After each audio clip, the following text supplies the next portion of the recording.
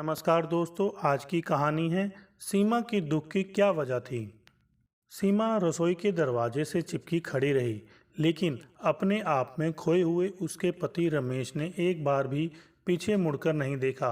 बाएं हाथ में फाइलें दबाए वह चुपचाप दरवाजा ठेलकर बाहर निकल गया और धीरे धीरे उसकी आंखों से ओझल हो गया। सीमा के मुंह से एक विश्वास सा निकला। आज चौथा दिन था कि रमेश उसके एक शब्द भी नहीं बोला था। आखिर उपेक्षा भरी इस कड़वी जिंदगी के जहरीले घूंट वह कब तक पिएगी। अन्य मनसक सी वह रसोई के कोने में बैठ गई कि तभी पड़ोस की खिड़की से छन कर आती खिलखिलाहट की आवाज़ ने उसे चौंका दिया। वह दबे पांव खिड़की की ओर बढ़ गई और दरार सी आंख लगाकर देखा। लीला का पति सूखे टोस्ट चाय में डुबो डुबो कर खा रहा था और लीला किसी बात पर खिलखिलाते हुए उसकी कमीज में बटन टाँक रही थी। चाय का आखिरी घुट भरकर लीला का पति उठा और कमीज पहनकर बड़े प्यार से लीला का कंधा थपथपाता हुआ दफ्तर जाने के लिए बाहर निकल गया। सीमा के मुंह से एक ठंडी आह निकल गई। कितने खुश हैं ये दोनों, रूखा सूखा खाकर भी हंसते खेलते रहते हैं। लीला का पति कैसे दुलार से उसे देखता हुआ दफ्तर गया है।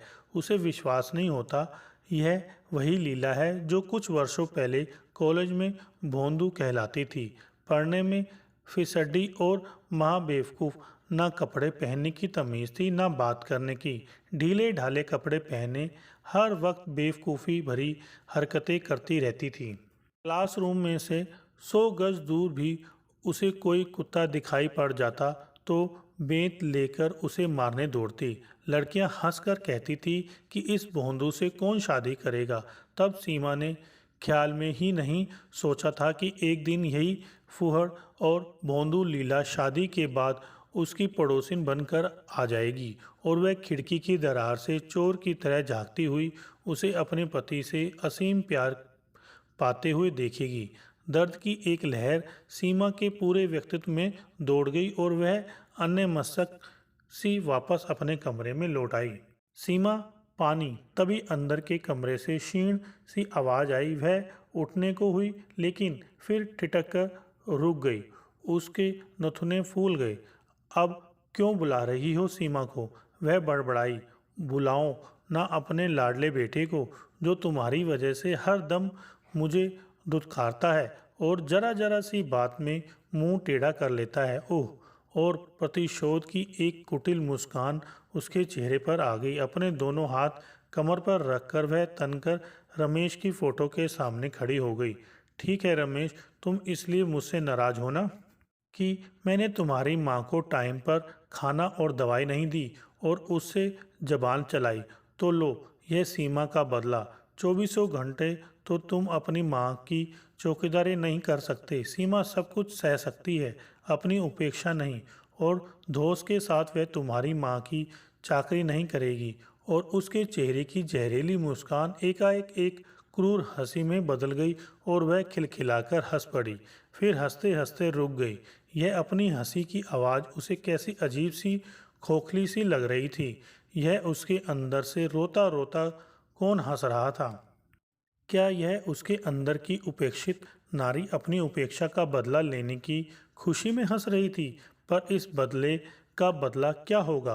और उस बदले का बदला क्या उपेक्षा को बदलेगा? यह कम जिंदगी भर चलता रहेगा? आखिर कब तक वे दोनों एक ही घर की चार दीवारी में एक दूसरे के पास से अजनबियों की तरह गुजरते रहेंगे? कब तक एक ही पलंग की सीमाओं में फंसे वे दोनों, एक ही काल कोठरी में कैद दुश्मन कैदियों की तरह एक दूसरे पर नफरत की फुकारें फेंकते हुए अपनी अंधेरी रातों में जहर घोलते रहेंगे? उसे लगा जैसे कमरे की दीवारें घूम रही हों और वह विचलित सी होकर धम से पलंग पर गिर पड़ी। थप थप थप खिड़की थपथपाने की आवाज़ आई और सीमा चौंक कर उठ बैठी। उसके माथे पर बल पड़ गए। वह बड़बड़ाती हुई खिड़की की ओर बढ़ी। क्या है? उसने खिड़की खोलकर रूखे स्वर में पूछा। सामने लीला खड़ी थी, भोंदू लीला। मोटा शरीर, मोटा थुलथुल चेहरा और चेहरे पर बच्चों सी अल्हड़ता। दीदी डिटोल है? उसने भोलेपन से पूछा। बिल्लू को नहलाना है। अगर डिटेल हो तो थोड़ा सा दे दो। बिल्लू को सीमा ने नाक सिकोड़कर पूछा कि तभी उसका कुत्ता बिल्लू भौंकता हुआ खिड़की तक आ गया। सीमा पीछे को हट गई और बड़बड़ाई, ओह, मरे को पता नहीं मुझसे क्या नफरत है कि देखते ही भौंकता हुआ चढ़ आता है। वैसे भी कितना गंदा रहता है, हर वक्त खुजलाता ही रहता है। और इस भोंदू लीला को क्या हो गया? कॉलेज में तो कुत्ते को देखते ही बेत लेकर दौड़ पड़ती थी, पर इसे ऐसे दुलार करती है जैसे उसका अपना बच्चा हो। बेअकल कहीं की। अन्य मस्तक सी वह अंदर आई और डिटोल की शीशी लाकर लीला के हाथ में पकड़ा दी। लीला शीशी लेकर बिल्लू को दुलारते हुए मुड़ गई और उसने घृणा से मुंह फेरकर खिड़की बंद कर ली। पर भोंदू लीला का चेहरा जैसे खिड़की चीरकर उसकी आंखों के सामने नाचने लगा। ओह, अब भी वैसी ही बेवकूफ़ है जैसे कॉलेज में थी। पर एक बात समझ में नहीं आती, इतनी साधारण शक्ल सूरत की बेवकूफ़ व फुहड़ महिला को भी उसका क्लर्क पति ऐसे रखता है जैसे वह बहुत नायाब चीज हो। उसके लिए आए दिन कोई ना कोई गिफ्ट लाता रहता है। हर महीने तनख्वाह मिलते ही मूवी दिखाने या घुमाने ले जाता है। खिड़की के पार उनके ठाके गूंजते तो सीमा हैरान होती और मन ही मन उसे लीला के पति पर गुस्सा भी आता कि आखिर उस फूहड़ लीला में ऐसा क्या है जो वह उस पर दिलो जान से फिदा है। कई बार जब सीमा का पति कई कई दिन उससे नाराज रहता तो उसे उस लीला से रश्क सा होने लगता। एक तरफ वह है जो खूबसूरत और समझदार होते हुए भी पति से उपेक्षित है, और दूसरी तरफ यह भोंदू है जो बदसूरत और बेवकूफ़ होते हुए भी पति से बेपनाह प्यार पाती है। सीमा के मुंह से अक्सर एक ठंडी सांस निकल जाती। अपना अपना वक्त है। अचार के साथ रोटी खाते हुए भी लीला और उसका पति ठाके लगाते हैं, जबकि दूसरी ओर उसके घर में सात सात पकवान बनते हैं और वे उन्हें ऐसे खाते हैं जैसे खाना खाना भी एक सजा हो। जब भी वह खिड़की खोलती उसके अंदर खालीपन का एहसास और गहरा हो जाता और वह अपने दर्द की गहराइयों में डूबने लगती। सीमा, दवाई। दूसरे कमरे से क्षीण सी आवाज़ आई। बीमार सास दवाई मांग रही थी। वह बेख्याली में उठ बैठी, पर द्वेष की एक लहर फिर उसके मन में दौड़ गई। क्या है इस घर में मेरा, जो मैं सबकी चाकरी करती रहूं? इतने सालों के बाद भी मैं इस घर में पराई हूँ, अजनबी हूँ। और वह सास की आवाज़ अनसुनी करके फिर लेट गई। तभी खिड़की के पार लीला के जोर जोर से रोने और उसके कुत्ते की कातर स्वर में भौंकने की आवाज़ आई। उसने झपट कर खिड़की खोली। लीला के घर के सामने नगर पालिका की गाड़ी खड़ी थी और एक कर्मचारी उसकी बिल्लू को घसीटकर गाड़ी में ले जा रहा था। इसे मत ले जाओ, मैं तुम्हारे हाथ जोड़ती हूँ, लीला रोते रोते कह रही थी। लेकिन कर्मचारी ने कुत्ते को नहीं छोड़ा। तुम्हारे कुत्ते को खाज है, बीमारी फैलेगी। वह बोला, प्लीज़ मेरे बिल्लू को मत ले जाओ, मैं डॉक्टर को दिखाकर इसे ठीक करा दूंगी। सुनो, गाड़ी के पास खड़ा इंस्पेक्टर रौब से बोला, इसे हम ऐसे नहीं छोड़ सकते। नगर पालिका पहुंचकर छुड़ा लाना, 2000 रुपये जुर्माना देना पड़ेगा। रुको रुको, मैं जुर्माना दे दूंगी, कहकर वह पागलों की तरह सीमा के घर की ओर भागी और सीमा की खिड़की के पास खड़ी देखकर गिड़गिड़ाते हुए बोली, दीदी मेरे बिल्लू को बचा लो, मुझे 2000 रुपये उधार दे दो। पागल हो गई हो क्या? इस गंदे और बीमार कुत्ते के लिए 2000 रुपये देना चाहती हो? ले जाने दो, दूसरा कुत्ता पाल लेना। सीमा बोली। लीला ने एक बार असीम निराशा और वेदना के साथ सीमा की ओर देखा। उसकी आंखों से आंसुओं की धारा बह रही थी। सहसा उसकी आंखें अपने हाथ में पड़ी सोने की पतली सी एकमात्र चूड़ी पर टेक गई। उसकी आंखों में एक चमक आ गई और वह चूड़ी उतारती हुई वापस कुत्ता गाड़ी की तरफ दौड़ पड़ी। भैया, यह लो जुर्माना, मेरे बिल्लू को छोड़ दो, वह चूड़ी इंस्पेक्टर की ओर बढ़ाती हुई बोली। इंस्पेक्टर भौचक्का सा कभी उसके हाथ में पकड़ी सोने की चूड़ी और कभी उस कुत्ते की ओर देखने लगा। सहसा उसके चेहरे पर दया की एक भावना आ गई। इस बार छोड़ देता हूँ, अब बाहर मत निकलने देना, उसने कहा और कुत्ता गाड़ी आगे बढ़ गई।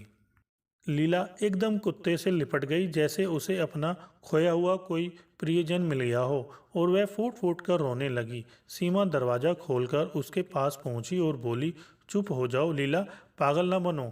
अब तो तुम्हारा बिल्लू छूट गया, पर क्या कोई कुत्ते के लिए भी इतना परेशान होता है? लीला ने सिर उठाकर कातर दृष्टि से उसकी ओर देखा।